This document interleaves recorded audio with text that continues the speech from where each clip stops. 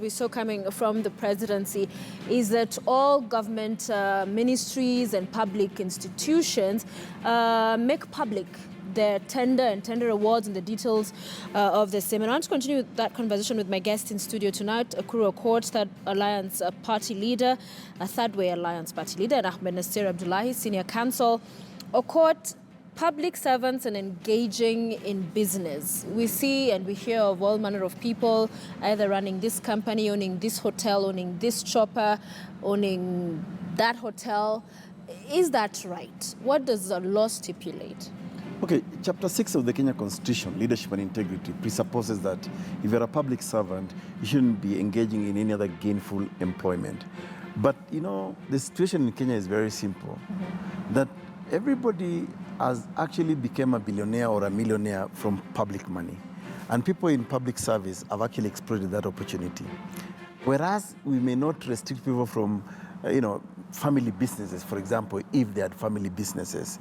I don't think that's crime. But I think if you go into public service, it's a big debate about whether you should actually continue in other businesses or gainful employment. But we know that most of public servants in Kenya today derives their benefits or businesses or are connected to public service. Yeah. So that's where the problem is. Yeah. And that's prohibited. And that's let me just give you an example of lawyers. There are many lawyers in parliament or in Senate. They're public officers, they earn salaries. They have been elected by the people, they have mandate. And you will see those senators and MPs in court every day representing, clients for lawyers, for fees, Something, unheard of anywhere in the world. Tanzania prohibited that. The courts have said that, when you are public servants, when you are a member of parliament, when you are supposed to legislate, you can't come to court, say that I'm representing so and so and get fees. But it shows the rot in the country, When a senator, for example, or an MP is in court every day representing clients and he's, it shows the tragedy in this country. Yes. Because isn't that the loophole that many of these public officials are thriving in that even if you say their family is fine, can run business, they'll favor them. Tenders will come and they'll direct them or even give them, the kind of quotes they should be putting together. Sophia, the truth for the matter is this. Hardly anybody in this country today can actually say that I've made millions or billions of Kenya shilling from some genuine business elsewhere. Very few, if any, can say that. Everybody has somehow benefited from public money, even as lawyers. Let me tell you. Even you can admit in this amnesty that may be offered by the president. Listen, let me set an example close to us as lawyers. A lot of people, for example, represented IEBC in some of the petition and stuff. But we also saw some very strange figures, fee notes that lawyers submitted of billions of Kenya shillings. He's one of them? Nasir has been accused, and I hope he can explain himself. But see, when you look at those billions of Kenya shillings that people, let me tell you, it's a network, it's a cartel. So the truth for the matter is, people who have made billions or millions of Kenya shillings become rich in this, they have stolen equally from public funds. And that for me, I think, we need to have a honest conversation in this country. And for that to happen, we need a steward, a no-nonsense steward that will say, you know what, enough is enough. And I'm really hoping, I'm really praying that President Uhuru Kenyatta follows through what he is saying today, what he is insisting that let's do lifestyle audit. Let's use intelligence report like Senior Counsel said earlier. We know exactly you're a minister, you earn this much, you build this in your village, you own XY number of cars, you've invested. Let's use all those things because this thing requires a multi-pronged approach. Senior Counsel, you want to say something about the kind of fees you got maybe part of this cartel that's... No, I don't want to brag about my fees and or explain. I have no apologies for the fees I charge. I always agree with my client, but when IBC paid me, for example, 30 million, won for them a presidential election, saved them 10, 15 billion, that was a bargain, and I think for the record, that's not what we agreed. They didn't pay me what we agreed because it was much higher than that. Okay. But as lawyers, we charge more than that. I mean, there are lawyers who charge 100 million, 200 million for cases. That is common. Yeah. If my learned friends charge $1 million, that's the market force. He needs to upgrade. Is that what you're trying to say? Let's take it back to our conversation. The only difference is this. Yes. I don't exploit public institution. Maybe Ahmed Nasir is admitting that he makes his 30 million from public institutions. Is it willing seller, willing buyer, willing seller agreement? But you know what? The only thing is against about us lawyers is that he should not charge below the scale, but he can charge above. But I think this is calls for also some ethical and moral, But if a client pays me 100 million for a presidential petition and he can afford, and that's what I ask for, I mean, I don't see any problem with that because my service is valued at that premium and the client is comfortable with it. The only challenge is this. When, for example, we are going to do a lifestyle audit of Ezra Chiloba, of say of IEBC, because it's been suspended based on that direction from the president. But assuming that Ezra Chiloba is the accounting officer, the guy who was giving XY number of billions to say, are we also going to follow the lawyers who benefited from that? Because you see, as I said, this is a network, this is a cartel. We also know that, with utmost respect to senior counsel, it's possible we may have been born at night, but not last night. This is Kenya. Secrecy was never invented here. So we also know that people in the private sector... Many people are born during the day. Yeah, I know. People, okay, yeah. It could have been born during the day, but it wasn't your point, today. But my point is this.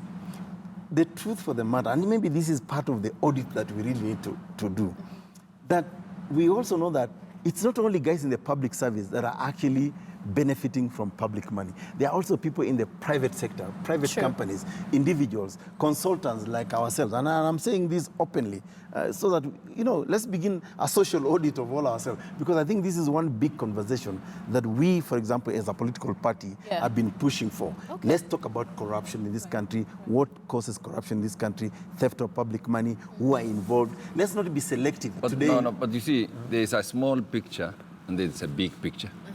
Ahmed Nasir taking 30 million from a client, it's a small picture. But when you have a contract of 10 billion, you don't deliver, or you deliver substandard, I mean, that has a lot of effect on the chain, downstream, Let's focus on the institutions. You have DPP, you have DCI, they have new bosses at the helm. EACC appears to have been sidelined, not hearing much from that direction. And then there's the judiciary. Institutionally, your view on where we stand in taking this fight?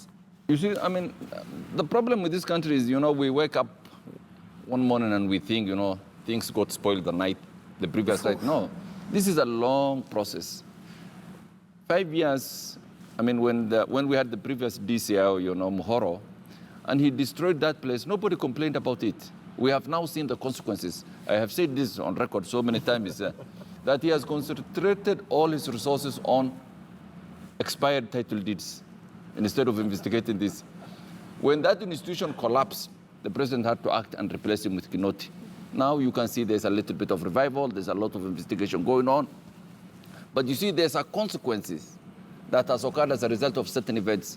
The DPP, we have a new guy called Nurdin, and I think he has a lot of energy. But, I mean, does he have the infrastructure that can support him to undertake the kind of, prosecution he will do? I will say as a lawyer, no, he can't. I mean, it's not there. That institution needs a lot of resources, a lot of money, which the government does not give.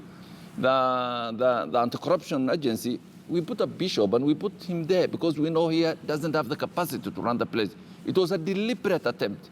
When you do certain deliberate attempts, later on you complain when you see that person cannot perform. Everybody knew that the good bishop cannot do it. But we did it deliberately to ensure that he will be there not to do anything. Now people are complaining, the Kenya Anti-Corruption Commission is not doing this. But we designed it that way. The judiciary, I'm sorry to say, but it's not the judiciary we had 2-3 years ago. I mean, it takes instructions from the government. I mean, even after annulling the president's election, the first one? Even that one was a silly decision that was wrong, and everybody knows, it was done because of, I've said it so many times, it was political. But it shows how, unfortunately, the judiciary has degenerated just in 2 years. Like, I'm a lawyer. I mean, for me, the rule of law is very important. Even when you are accused of anything, you must be taken through due process. And there are two events that occurred three weeks ago. One, there's a magistrate who denied all these guys bail on the basis that Kenyans are complaining on social media, Twitter and Facebook. I don't know why that should be his problem. Well, he didn't say that. He said he found compelling reasons. Because he said he read it. He said, he saw Kenyans complaining on Twitter and Facebook. Nothing happened to him. In my view, that's a magistrate who should have, disciplinary process should have started against him. He's a danger to society when a guy refuses bail. On the same time, there was a magistrate in Kiambu who acquitted someone. But he's allowed to refuse bail if he finds reason. Now compare this. A magistrate acquitted someone in Kiambu. I think it was a wrong decision. That bishop Reverend who had an accident. But isn't that why the same day, the Chief Justice transferred him from the station? Why was he transferred? It's because everybody thought that was a bad decision. So you transfer someone because of a decision, and then you don't do anything about the other one.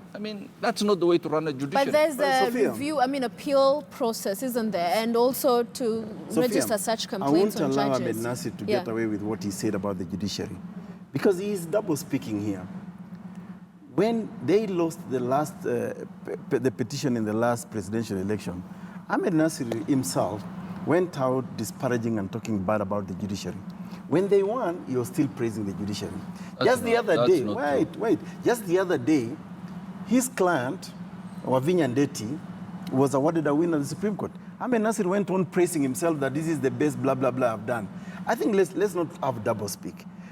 Just because one time you win a case or you lose a case, you choose which side of, to say. I think that's not right. I want to say that the judiciary must be taken to account. The judiciary must not, because see, when you say that the judiciary takes instruction from the executive, so did they take instructions from the executive when your client won? That's not fair. Answer the question. But listen, let's go back to the idea of whether we have institutions that are capable to fight theft of public money. My proposal is very simple. I think we've lost the institution we call the Ethics and Anti-Corruption Commission.